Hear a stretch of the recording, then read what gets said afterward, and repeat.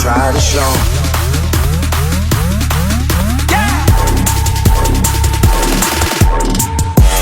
Nathan's here with all the ice on in the booth. From the Untitled Podcast, my man Rob J from G1NBC.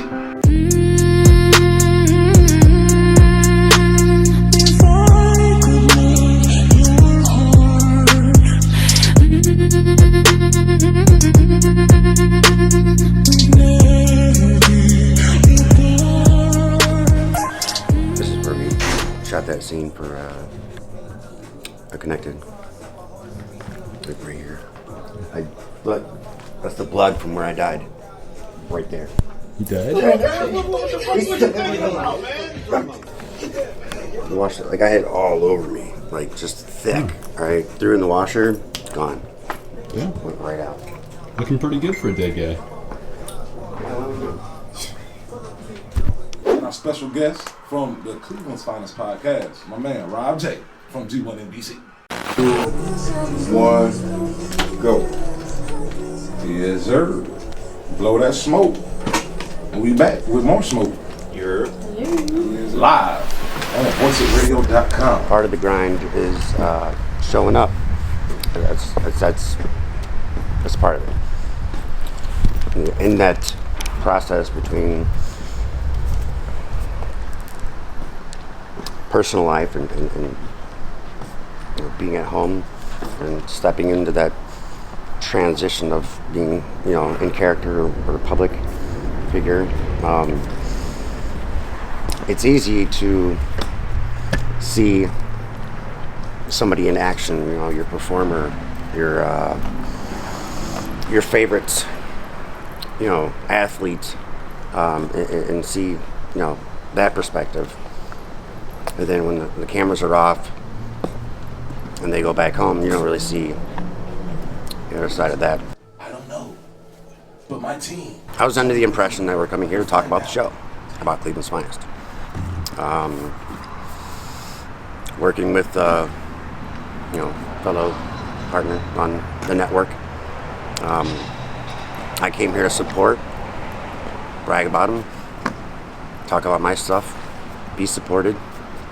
And I don't know what happened, man. Well, hello, we meet again. One man on a journey this summer. torching anything is Hey, he about to go home tonight and look up Tupac quotes. All right, y'all. Well, we out. Get off my fucking spaceship. Hold up, wait. Oh, yeah, Rob. So, like, I was under the impression that we're coming here to talk about the show, about Cleveland's Finest. You gotta say, give a special sign out, send out quotes. I know, right? He gonna come back next week like a rose roof of concrete. I'll look something up for next week. A wise man knows nothing. Wise man. He gonna come back in. This for all the ladies. Even though you was a black queen, That's how you mama. should go out. Everybody should have a quote. Yeah, you know what? Yeah. Starting next week, let's go home. Nah, man, look, you got that quote from Hustle and Flow. Like. No, I'm not saying that you own that. I'm just saying have one. Yeah, just something that you Yeah, what's wrong every week? Go. That is not a quote. 10 o'clock, 10:01. Actually, our Red to Go is from In Living Color.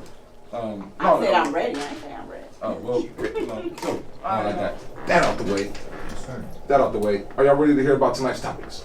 Yes, sir. Of course. Right on. So, topic number one, right? So, this topic is a strange topic. It was like, I was looking for one thing and I really found a whole nother piece of shit, right? So, I was looking up how many people died from zebra attacks. You know what I'm saying? Because me and Black Pepper Posse, we was discussing, you know, is it worse are you more scared of a zebra than a spider? And so I wanted to look up. What a rabbit hole. What a rabbit hole, right? But in my discovery, and I have to use Google, I looked up how many people died from zebra attacks, right? Mm-hmm. Didn't find shit. But you know what I found? This. The zebra murders. Has anybody ever heard of the zebra murders? No, sir. Anybody? Nope, nothing. All right, cool. The zebra killings, it took place in the 1970s.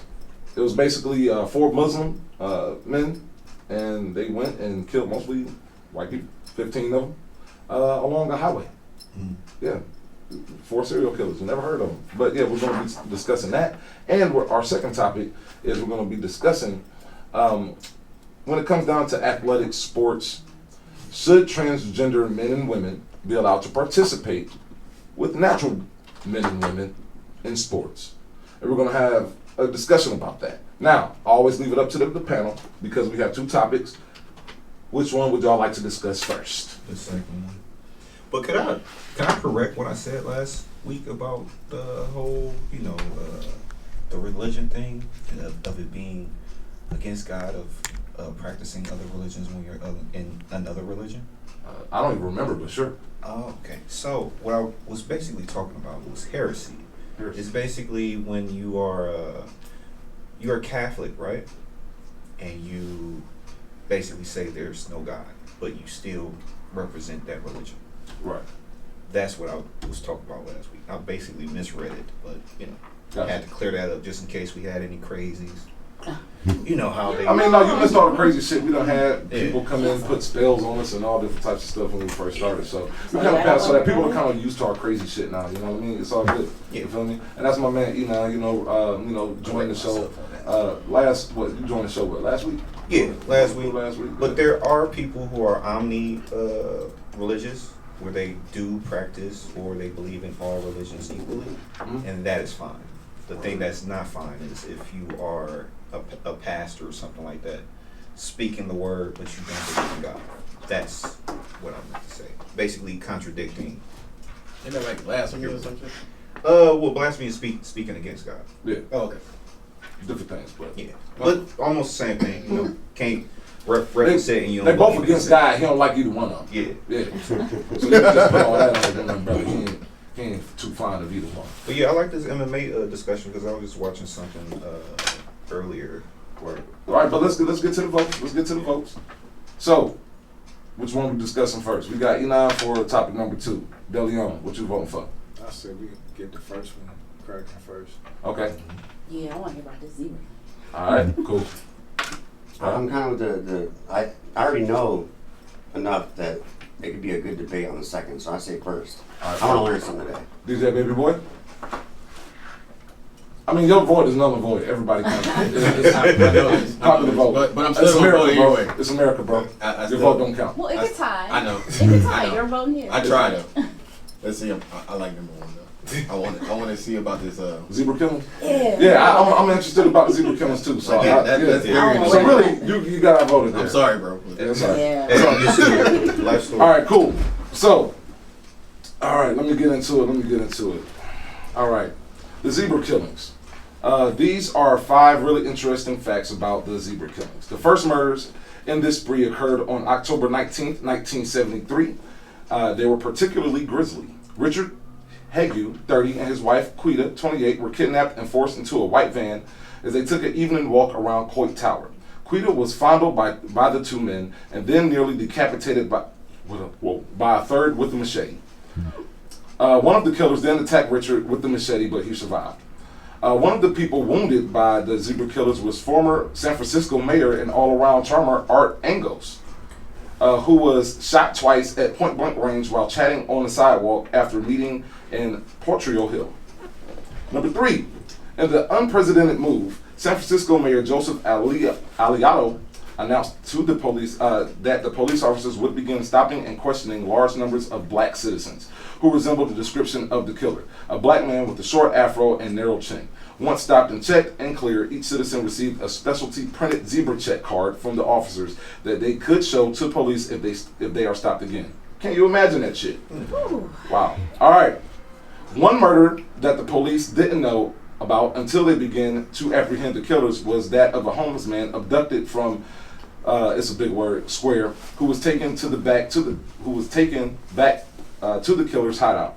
They tied him up, gagged him, and took turns hacking off his limbs until the homeless man died. The homeless man's body's parts later washed up on the ocean beach. All of the other victims of the zebra killers were shot. At the time of the trial, the zebra killers was the longest trial in California history.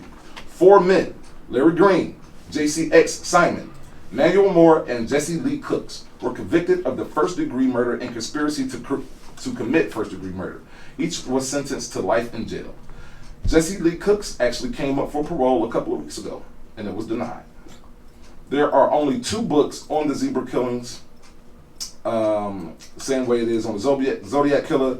The zebra crimes are a terrifying and important part of San Francisco history, and they deserve to creep you out as much as any other crimes do. Something is definitely in the water in San Francisco. They have a top so 7 curious. list of serial killers. Where does the idea come up with looking at zebras killing?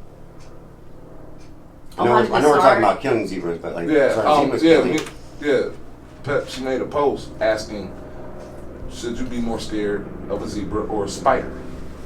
Okay. And so we all agreed a spider. And then I looked up how many people were killed by zebras, but this is what popped up. That's interesting, nonetheless. Yeah, it was a weird way to get there. Scared. Yeah, but look, and here's the thing. I only had one topic for it, so I was like, yo, this is perfect. This is, and the thing is, so they say, according to Wikipedia, that the zebra murders were a string of racially motivated murders and related attacks committed by a group of 4 black Muslim serial killers in San Francisco, California, from October 1973 to April 1974. They killed at least 15 people and wounded 8 others. Police gave the case the name Zebra after the special police radio band they assigned to the investigation. Some authorities believe that death angels, as the perpetrators called themselves, may have killed as many as 73 or more victims since 1970. Criminology professor Anthony Walsh wrote in 2005, in a 2005 article, that the San Francisco-based death angels may have killed more people in the early to mid-1970s than all the other serial killers operated in that period combined. In 1974, a worker at the warehouse where the death angels were based testified to the police for a reward, providing private details about the murders. Based on his evidence, the 4 men were arrested in connection with the case. They were convicted in a jury trial of first-degree murder, conspiracy charges, and sentenced to life in imprisonment, as we all just read. Let's see here. There's a lot of serial killers in San Francisco. Yeah, what is up with San Francisco? Something in the water. And the serial killers there. So, I have some of the first murders here. Do y'all want to hear about them? Yeah. All right. And then we're going to get everybody's opinion on this after a while. Okay, so we already read about the first couple. Let's see here. All right, that was Richard Hague and his wife, Quita. We heard how Richard got away, but Quita got decapitated. Yeah. On November 9th, Robert Stockman, a clerk with the Pacific Gas and Electric Company, was assaulted by an armed man but gained control of the gun and fired back. The attacker, Leroy Docker, was later arrested and convicted of assault with a deadly weapon. Salim Sammy, was bound and shot dead in the restroom of his grocery store. Yeah, so Sammy Jordanian, an Arab Muslim, was bound and shot dead in the restroom of his grocery store on December 11th, Paul Danik, an artist, was shot 3 times in the chest by a man as he was preparing to take a telephone call at a payphone.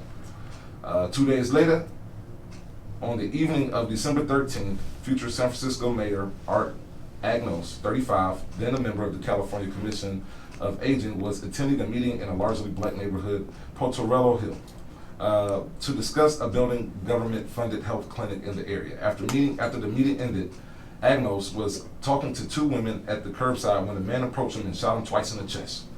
He was seriously injured but survived. During the same evening, Marietta, she got a long last name, and I don't want to mess it up, was walking along that's a long word too. What is up with these words out here?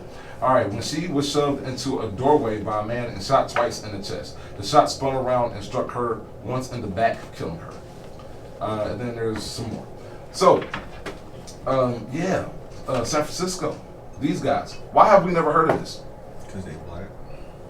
Yeah, you don't really know. They don't give them the glory like Put the that. word on it. Glory.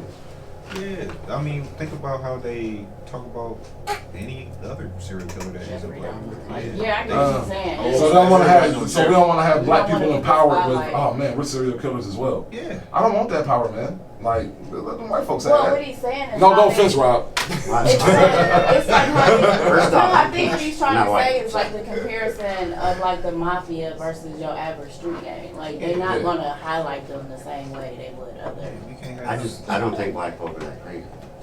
Well, We're crazy differently. we different kind of. All right, like white people grow up to Leave It to Beaver. I mean, imagine how devastating that was. Because here's the thing: when we look at serial killers, we look at serial killers in the Jeffrey Dahmer-esque kind of way, right? Yeah. But like, you know, if you're from the streets, you know a few serial killers out there. You know, if you know In a different way. in a different way. Yeah. You know, But they're just as bad. Yeah, they Maybe, just call maybe it that's the innocent. effect of culture and you know Yeah. what you know different races grow up in or are subjected to.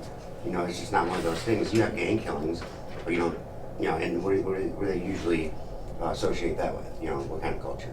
And then as far as like serial killers, Jeffrey, don't. It's more of like a white people are crazy, man. Like, You said it. Well, I mean, hey, appreciate you for vouching, man. hey, that's what I'm about white people. I got Stamp of approval. no, but I really think there's like a psychology to it that maybe that's why it becomes acceptable in the mind of a killer. Word. Or what if evil has no no racial, Yeah. History would say otherwise, but you don't think there's Well, evil? But history is because you got to told think by. about the conditions of which the evil was raised. We could do that with any Yeah. killer. And that's what I was gonna say. I think a lot of them have that connection of that childhood trauma, abuse, and kind of thing. Yeah, there's a pattern. Yeah. So I think if we take a look at a majority of our serial killers, we can, we could pretty much find maybe there is a pattern of like childhood abuse that leads to those patterns growing up. Yeah. Right? I mean, all right. If we really think about the black serial killers, it's usually in black terms, they're like the lames. They're the weirdos. They were isolated. You know what I mean? What's the dude from here that had all the Oh, in Cleveland. Yeah. Stone Like East or Cleveland? something like Anthony that. Stowell. yeah. His story was that he was basically abandoned. He was isolated. Do me a favor. I need some Google action on this. I need to look up how many. I need to look up like black serial killers. Sure. Oh. Oh look, I'll even go through the list of the San Francisco killers. The Zodiac killer, the Doodler. They even got cool names. Maybe The Santa. The Doodler sounds like a Batman villain. Yeah. The Santa. maybe with white serial Ah, killers, Batman. there are a I lot of drew on your different- plane. The Santa Rosa. You can never wash it out.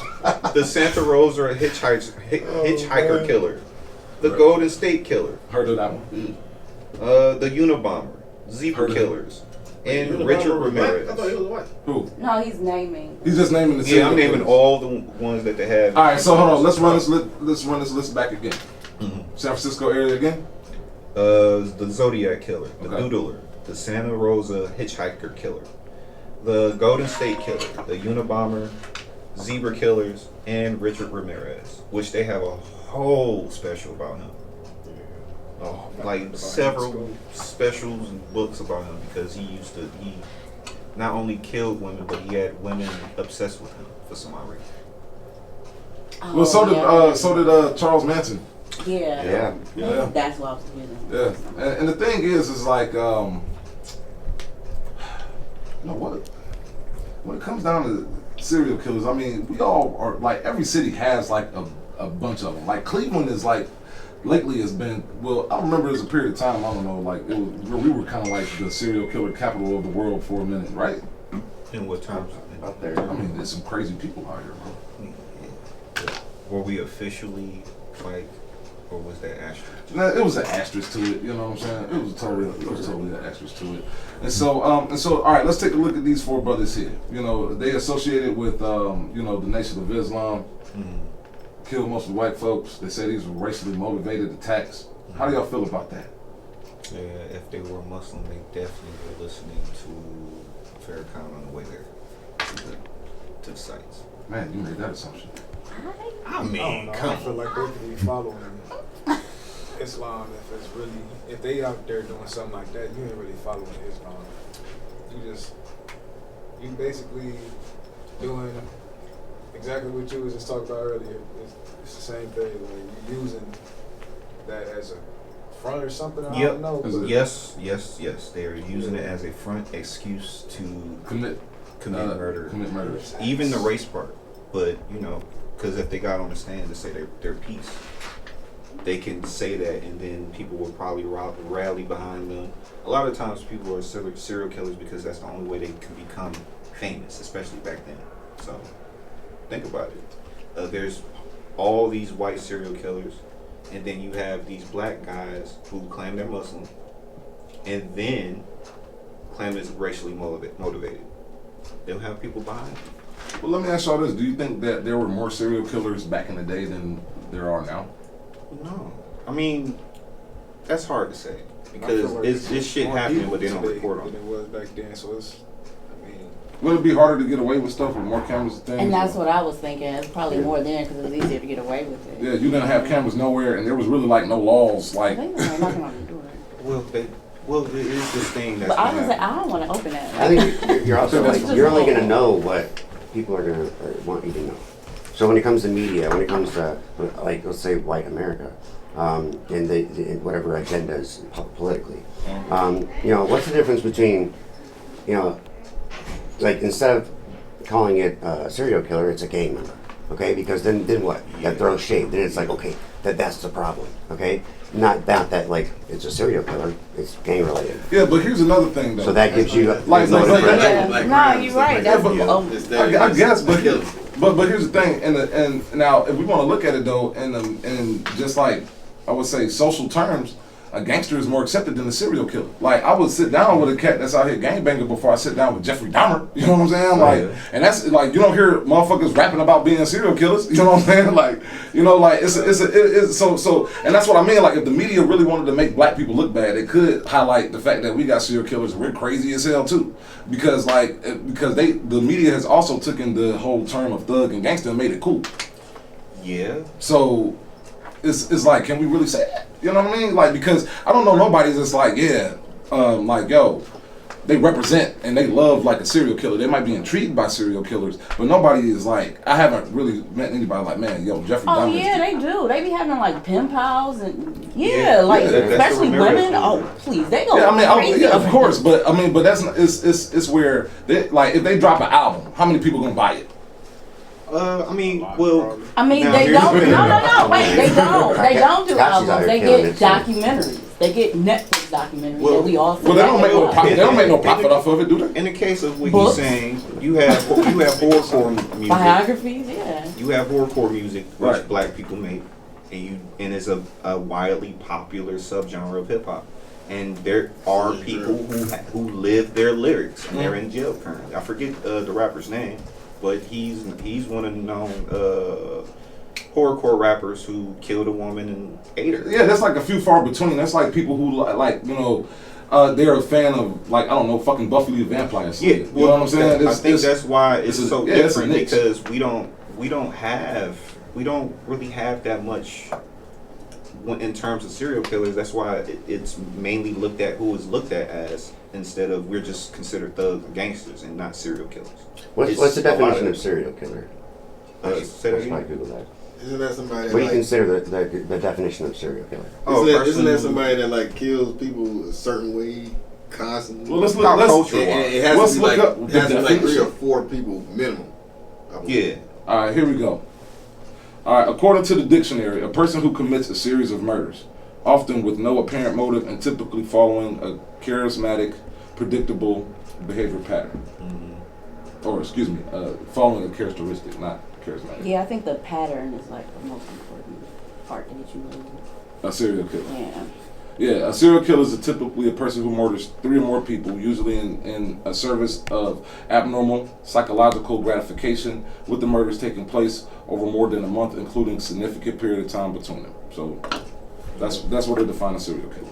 Also, to go back on the point of part 2 of serial killers happening now, you have a lot of serial killers who have certain targets because there won't be any coverage. So, like, there's a serial killer in Chicago right now killing a lot of black women, and the reason why there's no coverage is because of that reason. Who the victims are matter. Who the victim is matter.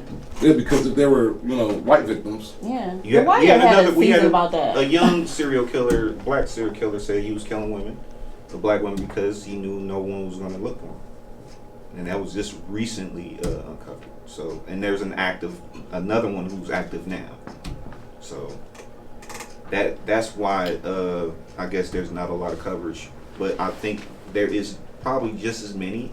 It's just, again, it's not being covered or talked about because you also have corruption in certain cities. They don't like the look of it in their city, and it happening so much. You know, I'm looking up black serial killers, right? I got the list too. Yeah, and this is something that I'm seeing with each black serial killer. You know who their victims are? A majority of the victims are Black people. Women. Yeah, Black women. Black women. Every single is like each one I look up. Wow. Women. What side are you looking at? Women. Now, I just went on Google and I typed in black serial killers list. But don't a lot of white male serial killers have white women? Yeah, they're white women also. And it's always got to be a weird fetish. It's either white women or little kids. With white serial killers, it's either white women or it's usually little kids. But then, like John Gacy, the clown dude, like See, why does it gotta be so weird, man? White people are weird. There's like that's where they get their nicknames from, and all the Zodiac killer, and it's always like the hell. They don't even give our killers nicknames. They just say their names. John Jackson, Samuel Little, Terrell Jones, Henry Louis Wallace. Right, we got no cool nicknames. Chester Turner, Eugene Victor Britt, Derek Todd Lee. No, not a Ivan Hill. I got a Samuel Little here. That's his last name. Paul DeRusso. Henry Louis Wallace. Yeah. They throw out the government name right there. The whole thing. They don't even have like their home nicknames. It's just Chester Turner. This is Craig Price. Ray Joseph Dandridge. So yeah, there's absolutely but here's the thing. Like they have Richard Ramirez, but they have him listed as the Night Stalker. Yeah. He has a fucking cool ass nickname. Yeah. Like the Night Stalker. Yeah. Like he sounds like a comic book. Ray Joseph Dandridge. John William Gacy, A.K. I mean, he already had, like, the dude got a nickname, like the clown murderer. Like, come on, man. Look how lazy they are. Reginald and Jonathan Carr. They're not even the Carr brothers. They're made for TV characters. Was that the DC Sniper? No, that's not that. DC Sniper. I don't think that was a serial killer. He was just. He killed multiple people. Yeah, no, the DC snipers, they are classified as serial killers. Yeah. Yeah. OJ's like, I just missed it. I killed all my people at once. Well, he claimed he didn't do it. His avatar did it. His friend. OJ. He's so funny. I would be surprised nowadays. What if I did do blame it on clones? I gotta quit. But what do you think is breeds a serial killer? Trauma, sexual trauma, mental trauma. It's trauma. Period. Isolation and trauma. Probably do you think maybe she's born with it? Maybe it's Maybelline? Yeah, I think some people are just crazy. Well, that's passive to say they just crazy because there is a cause to crazy. Either they could be born with it, something happened in the womb, or happened to them as a child. Or they just saw something on TV and want to go be Michael Myers. Like, I really think some the people are just born. Yeah, some people have evil in them. They take on the things they see and it fascinate them instead of scare them. Like, oh yeah, you can't see the wrong thing as a child and be intrigued by it. Intrigued instead of turned off. Yeah. I mean, kids are impressionable. That's how most fetishes happen too. You can. I mean, I have a young man who I know that's gay. He said, but it started with the trauma of watching porn when he was a kid, and it looked scary, and it scared him from being with a woman. I know that sounds crazy, but he said it was women always around him. His moms and his sisters always was half naked around the house, and he got to watch porn and all of that, and it kind of turned him away from women. Yeah. I mean, I believe it. Right thing, right time, wrong thing, right time. It could be a combination of all of it. Again, you gotta look at fetish. I can see you look, DJ Baby Boy. I can see the confusion. The confusion that is the wash upon your face. Because I watched. You was a kid that watched porn. I found my father's tapes. Right. Me too. I'm the commercial. Now that would be fun.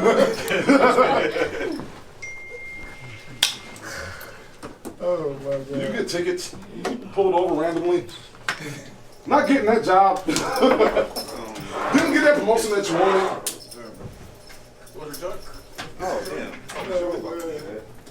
Coming from Cracker Incorporated. We have the solution for you. White in a can. That's how those fucking commercials used to be back in the day, though. All it takes is 3 sprays. A rub on your face, water resistant. And then they give you the little. And you are Scott. Your name is Naruto. You are Taekwon, now you're Timothy. They give you the little deep voice with subliminal messages. Because. Individuals off their head. Yeah, I couldn't get that job. Until I got white on.